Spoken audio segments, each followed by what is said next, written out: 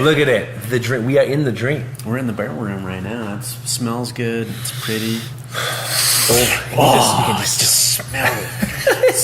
taste Smell it. Oh, boy. Are you a brewhead? I'm a brewhead. Are you a brewhead? I'm a brewhead. Y'all are brewheads? Yeah, we brewheads. So pour a glass of craft beer, we can do this. Yeah. What's good, y'all? This is C-Certified Brewhead, and welcome to episode 112 of Beer and Other Shit, the podcast. And mate, today we are in gorgeous Fort Collins, Colorado, with Zach Wilson of Purpose Brewing, VP of Keep On Dreaming. So, how's it going, man? Good, man. How are you? I'm living the dream. Damn right you are. Look at it. The dream. We are in the dream. We're in the barrel room right now. It smells good. It's pretty. You can just smell it. taste Smell it. Oh, boy. Get out of here. Oh, and Foxy's with us too. Hey, now you want to talk when we start the podcast. We're trying to touch you for half an hour. Oh, okay. You know what? Maybe she's in the mood. Maybe she's like, oh, I want to be on. Very cute dog. Zach, thanks so much for having us, man. You're doing some very cool stuff right here. This is a very interesting brewery. Break down. What's your... actually, you know what? Just before we go into that, what are we drinking? What's this one here? This is barrel number 3. This is a set of the first barrels that Peter and I bought together maybe somewhere around 3 years ago. We bought some barrels together. He stored some in his garage. I stored some at the brewery I was working at. Filled them up, inoculated them, and now we kind of inherited those barrels. It's a lengthy story, but it's a really beautiful story. And we should get into that. What's that? Oh, we should definitely get into that. All right. That's what we're drinking. Barrel 3. This is great. So it's got like the amber sour type of vibes. Yeah, definitely. It's a bit. I would consider it a medium sour. Peter would consider it a soft sour. Okay. It's a Cabernet barrel. The barrel itself has a beautiful wood character. Yeah, definitely. I'm trying to think if it's mild or medium sour. It's pretty light. The sour is pretty light on it, but it's caramel as well. Kind of got those little darker roasts. There's a lot of esterification that happen with this one. The bacteria and bugs that are in there really created this kind of fruity kind of thing. Yeah, but at the same time, it's super dry. Yeah, and we didn't carbonate it. We served it just. Okay. But this other one I was drinking before, I just kept a little bit that's the Brunch on a Boat. Brunch on a Boat, yeah. Which is the dream. That's the dream, yeah. The dream. That's where the name came from. Yeah. This one is carbonated. I can see it right now. It is carbonated. Yeah. I didn't put my finger on why that one. So that one's just straight from. Why didn't you carbonate it? Sometimes things taste better without carbonation. I think people are so used to drinking beer that's carbonated that we don't purposely do this to go against the grain, but we try to make flavors and kind of get people to realize that beer can be so many different things than what people expect it to be. Yeah. And some beer tastes better uncarbonated. Same thing with wine. Some wine is very beautiful sparkling, and some wine is really nice at 55 degrees Fahrenheit and still. And so that's what we do here. If it tastes better uncarbonated, that's the way we're going to serve it. Fantastic. Yeah. Totally get it. So you're one of the sort of, for lack of a better term, like the value propositions of what you do is that you don't do any of the same beer twice. Is that accurate? Yeah, pretty much. We have made a couple beers differently twice. Okay. But it's really not the same beer, but it's similar-ish. We take the approach that artwork is not recreatable, and we treat ourselves as artists, and so we decided from the get-go that we didn't want to make the same beer twice. Very cool. Just the same way artwork is handled in the art world, I guess. Mm-hmm. So, yeah. I like that. Mm-hmm. I don't think I've ever heard that before. It seems like from a commodity perspective, it's like, or like a capitalist perspective, like, what are you doing? If someone likes something, then they can never get it again, but it keeps people coming back because they're never going to, like, we were actually chatting off camera earlier, and what you mentioned, when you go to a brewery, you're always like, all right, what's new? What's popular? Yeah, for sure. Like, if I'm just here now, like, I want to make sure I'm getting the newest stuff, but every single time somebody walks in the door here, they didn't really have to ask. Yeah. Because it's all new. Yeah, and we were really concerned about going that route just because I don't personally know of anybody that's or maybe I do know, and I'm just kind of brain farting it, but I can't really think of anybody that's doing that. And so we were a little concerned that people would come in and they would say, whoa, I can't get this again. and you know, but everybody's been quite receptive to it and stokeable. This is my wife, Laura.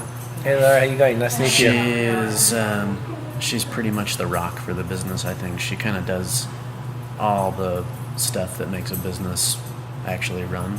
Amazing. And then that's my daughter, Luna, who is she's a brewer. And I was going to say, she's going to be a brewer in training. Yeah. She grew up in it. She knows what she's doing already. What's her favorite beer? Luna's favorite beer so far? Whichever one Daddy's drinking. Ooh, I like that. Yeah. Really, it's whatever one's mama's. That's a good point. Sure. That's so cute. I love it. So it's definitely like a family business. Like you guys are co-owners. Yeah, it's a total family business. And you have a partner as well. So maybe two partners. Two partners as well. Yeah. And it was also another couple. Yeah, Yep. Peter and Freezy Bouckaert. Peter is the original. Sorry, not original. He is the second head brewmaster of New Belgium. He was with New Belgium for 20 years. Came from Rodenbach in Belgium. He's got another, a history over in Belgium, obviously, but he's the man. There's no doubt. Amazing. About it. Yeah. It's actually very funny because we were listening to the How I Built This podcast with Kim. What's her last name? Jordan, thank you. I'm of sorry. New Belgium. Yes, Yeah. on the way here. Cool. Yeah, and then she was talking about it, so it was like I didn't realize we were actually, when we met Katie, she explained what you guys were doing. I was like, perfect, we just heard the story. Now I understand where it's come from. So maybe before we get into the story of the brewery, how did let's get into your personal beer story. Like, how did you get into beer and become a brewer? Yeah, I love talking about it actually because it's. I had such a cool upbringing. My parents are really into cooking. I grew up in a family where my parents required me to cook a meal every week. Oh. And my dad was a home brewer, and so I'd bake cookies with Mom, and my dad would let me homebrew with them. And obviously I wasn't drinking or anything like that, but to me it was like cooking with Dad. Yeah. Let's make some chili, or let's make some beer, and so when I was about 12 years old, he started letting me homebrew with him, and he was doing really cool stuff like cherry beers and coffee beers, and he was doing stuff that I don't feel most people were doing. Back in the I guess that would have been in the 90s, the early 90s, the mid 90s when I was 12. And he was doing all these cool things, and so by the time I went to college, and I was so stoked about brewing, and my parents bought me a homebrew kit. Okay. And I went to school for science and some other things, but the science aspect of the brewing just took off for me, and I was relating my studies to brewing. And I got really into it, man. I mean, by the time I graduated from college, I had brewed thousands of beers. Wow. And I was brewing at least 3 batches of beer a week. Were you drinking it all? Were you like sharing it with friends and stuff? I was cellaring it. I was trying to kind of learn, how cellaring works and that sort of thing. And so by the time I got out of college, I had a decent home brewing resume. And that was kind of the point for me, is to, if I don't have home brewing, or I don't have commercial brewing experience, I'm going to need to be able to come to the table after school with something that looks attractive. And so I built myself a good home brewing kind of resume, and I got my first job at a brewery called Hawaii Nui in Hilo, in Hawaii, on the Big Island. Okay. So, yeah. So you grew up in Hawaii? I didn't grow up there. I lived there for 7 or 8 years. Nice. Ended up going back to school, and I've had a really fun life, man. I really can't complain. But I lived there, and I got a job at that brewery and worked my way up to assistant brewer, and I just haven't ever looked back. And that was probably close to 8 years now ago. So something like 8 years, yeah. Okay. And then you were working after Hawaii, and you moved here. I moved here to start up my own brewery. Had a promise to start up my own brewery, and an opportunity that didn't end up working out. And I'm really glad that it didn't, because I was way too young to be a business owner at that time. and I needed more experience in the brewing industry. I feel Right. to be a fruitful commercial brewer in today's industry, and so I ended up having to close shop there and went and worked at other breweries around Colorado, and now here I am. Here we are. Yeah. So then let's talk us through how Purpose came to be. So I guess you met your business partner, Peter, I guess, and I assume it came from that? Yeah. So my wife, Laura, and I, we were working at a brewery. We wanted to open our own brewery and coffee roastery. We also have a coffee roasting business. Yeah. My wife it's called wood chip fire roasted coffee. Sick. My wife roasts over open wood fire. It produces the most unique flavors to the beans. Amazing. That you wouldn't expect, and so we wanted to bring those businesses together, and so we started this kind of dream together that we had already had, separately about our own business endeavors, but they kind of came together, and so maybe 6 years ago, we started working on this business model, and then when we met Peter and Freezy in the brewing industry, we decided that 3 years ago-ish that we would do something together. And I'm probably getting off track all of a sudden. No, this is gold, bro. It's exactly what I want to hear. Yeah, but She's excited. yeah, she gets excited when we're dreaming. Yeah. But I've totally lost. my We're train. talking about Yeah. you had the coffee roastery business, and then you met Peter, and then you decided 3 years ago you're going to do it. Yeah, and so we wanted to basically. What was the original question? The original question was your how the brewery came about. So I lose track all the time. Yeah, how the it's- brewery came about. Yeah. Sorry, yeah. All right, cool. There we go. Sorry about that. I got Dude. blonde hair, so this is going to happen more than once. Trust me. Bro, that's So we wanted to do this brewery coffee roastery thing, and so it took a long time to make it happen. We come from very blue collar upbringings, and obviously brewers and coffee roasters are going to always struggle to get something going, and finally we made it happen. We weren't able to put the coffee roastery in here yet because it's a bit too small, but we're working on it. The name Purpose itself, originally for Laura and I, and you'll find if you talk to anybody in the business, everybody has their own idea of where Purpose came from, which is really cool because we all have different purposes. But originally the name Purpose came from a book called The Alchemist, and so The Alchemist talks about having a personal legend, which is really just a cool way of saying, your purpose in life. And I can't remember, we were laying in bed and Lauren's like, well, how about Purpose? Let's call it Purpose Brewing. And I was like, oh man, that's it. Yeah. And so we decided to call what we were going to do Purpose. sick. Purpose Brewing and Cellars. And so you'll notice on the logo too, if you can see the logo, but Yes, we'll have to B-roll. Yeah. Sure, yes. the purpose of an acorn is to grow up and become a beautiful oak tree, and oak and wood in general is so central to our mantra.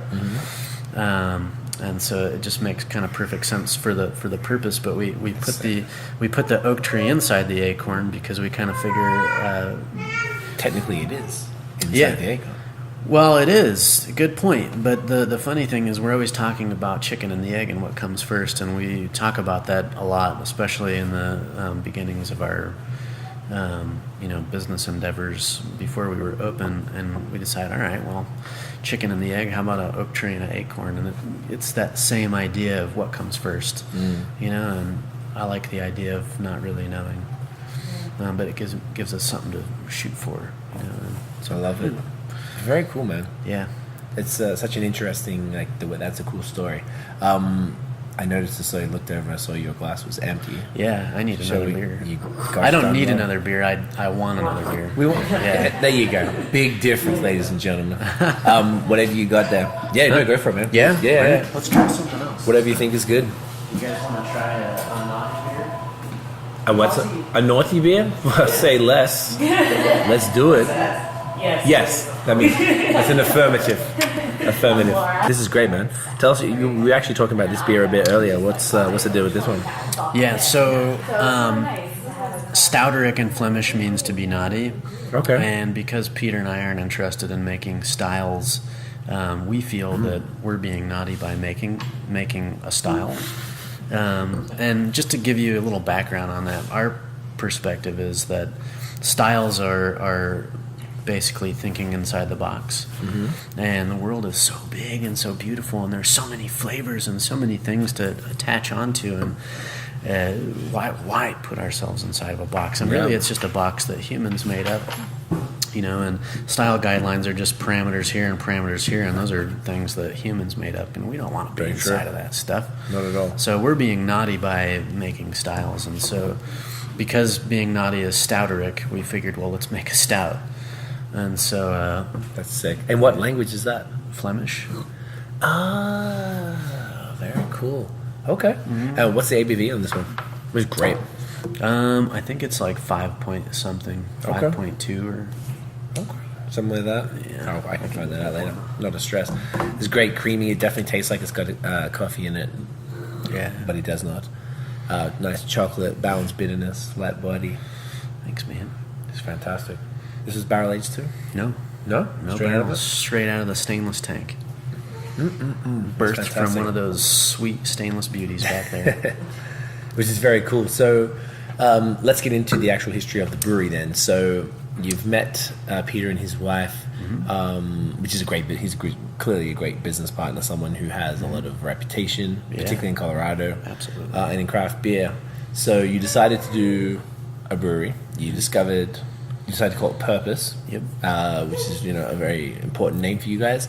Then how did you decide on the barrel aging and on the somewhat never making a beer twice type of situation? Sure. Well, originally we were going to be a 30-barrel brew house, and It's okay. well, that's a weird noise. It's like a Facebook Messenger call. You can tell. I know it feels like it. Some people butt dial it all the time. Butt dial Facebook. That's weird. I know, it is weird. So originally we were going to do a 30-barrel brew house, and Peter went on a sabbatical from New Belgium, and he was dreaming, and he was in California looking at all these farmhouses, breweries, and he was sending pictures back and texting. He was like, oh man, I don't know if I want to do it.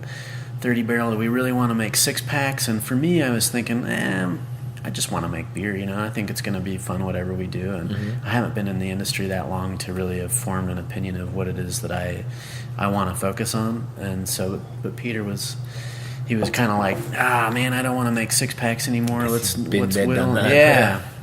And so we whittled it down, and so we went from a 30 to a 20 to a 15 to a 10, and Peter said, oh man, what about a 5? And I said, no way, dude. There's no way we're going to do 5 barrels. It takes the same amount of labor to do 5 as it does 20 barrels. We'll go out of business. I don't see the viability. And he said, come on, man, let's just think about it. And ultimately what we decided to do was to break apart the job of being a brewer. And we decided that we use science as a toolbox, but ultimately, and not just a toolbox, but it's our paintbrushes and whatnot. But ultimately, we're artists, and so if we can find a way to make artwork and get people to basically feel our inspirations, the same way you feel the inspiration of an artist when you go to an art show, maybe we can make this work. And so. We build our beers based off our inspirations, and inspirations are what create artwork, and artwork, in our opinion, can't be recreated. And so that's why we don't recreate, but to go further on the lines of the artwork aspect and the inspiration, if a leaf blows in through the door, I'm going to have an inspirational feeling, and so I'm going to smell something, I'm going to taste something, I'm going to see something pretty. If I can turn that into the breadth that you can find in flavors of beer and an experience and a moment, I can translate that experience I had to you. Right. And so that's what we try to do with our beer, is to give people the opportunity to feel what we feel. and That's to sick. see what beer can be. And I could keep geeking on about this kind of stuff, but that's ultimately the gist of it. And so. I guess so. You agreed on like a 5-barrel place. Yeah, so we decided to do a 5-barrel place, and we ended up purchasing a brewery that had a 4-barrel system, so it's worked out really good. It's given us the opportunity to do a proof of concept because we weren't sure if anybody was going to be interested in going to a brewery that is doing this kind of stuff. It just doesn't really exist around here, and so Or many places at all. yeah, sure. And so, but people are down with it, and Yeah. so it's been nice to just be really small and kind of fly under the radar and give us the opportunity to see if people were digging what we were thinking. Okay. How long? Excuse me. When did you open? August of last year, so it's been just over. Oh a wow, year. just over a year. I mean, so Yeah. it's still infancy at this point. Yeah, totally. How has the response been from? I know we sort of just touched on it before, but in a general sense, how's it been? It's been really good. Yeah, Yeah. I couldn't be more stoked. Fantastic. Yeah, people are having fun. We're having fun. It's been really good. Amazing. Do you attribute a bunch of the interest to Peter's reputation, being that he was sort of like, you've been in 8 years, you said, I think? Is that right? Yeah, I mean, that's a serious amount of time in any industry. Someone who had a bit, I guess, somewhat of an esteemed career at such a significant brewery. Do you think his involvement contributed to the interest in this at all, or was it a little not? Yeah. Yeah, I don't think that you could really separate. I think it's difficult to. I'm trying to figure out how to put that other than just I'm saying it that way because I don't want to take away any of your involvement and your history and your relationships, right? I just mean that, No, what I'm it's saying? okay, If there's yeah. someone who has a bit of a reputation, perhaps that reputation contributed to at least the initial stages. And once it's like, oh yeah, Peter, the guy from New Belgium, once For sure. they come through and they'll see you guys and they'll meet you and they'll be like, damn, this beer is fire, and then all that goes out the window. But it might be that part of the motivation to bring him in. Yeah, I think Peter's name brings people in. I think that people come back because they enjoy what it is that we're doing, but there's just no doubt that what Peter brings to the table, because of his involvement in changing beer in this country, he brings a lot. He brings a lot of firepower, and so for me especially, it's really cool to work with somebody that I've looked up to since I was basically a teenager. And I don't tell him that, but I hope he's not watching. yeah. But it's really special for me to work with somebody and own a business and work alongside somebody that is so much more experienced than I am, and who I've looked up to as kind of a hero for me. And I know a lot of people that are going to listen and watch this are thinking the same thing, that Peter really is a figure and a hero for craft beer in this country. And so Very cool. So yeah, I think that what he brings to the table is definitely very important. Brother, thank you so much. That was a pleasure. Dude, absolutely. Where can everybody find you guys online? Purposebrewing.com and or Facebook. Instagram, Twitter, and stuff. Yeah, I think. I think Instagram's after. Laura, what do we do? Instagram or Twitter? Sorry, that on. It's like inside joke. That's Purpose Brewery? Brewing. Brewing. Purpose Brewing. Instagram, Facebook, Twitter. Perfect. Love it. This place is awesome. So if you're in Fort Colorado. that sounds cool. That'd be a name of a If you're in beer. Fort Colorado, come through. Hey, you can do that actually. You can have that one. Done. It's my gift to you for you being for your hospitality. I'll slide you some. Beer. Yeah. Nobody does money around here. Hugs and beer. Done. Maybe some coffee beans. Okay, About that. yeah. You know what I'm saying? For sure. All right. Got it. Guys, thanks so much for watching. If you enjoyed the episode, mate, boom, smash the thumbs up. Hit subscribe below. Hit the notification bell. What sound does that make? Boom. Even way better. So you know when the new episodes drop. Follow us on social media at BAOS Podcast and check out the long form audio so you can hear very attractive gentlemen like Uncle Zach right here. Talk about beer and barrels. That's right. You see that, ladies. He's taken. Stay back. We're on Spotify, Apple Podcasts, everything else. That is it, guys. Thank you for watching. Cheers.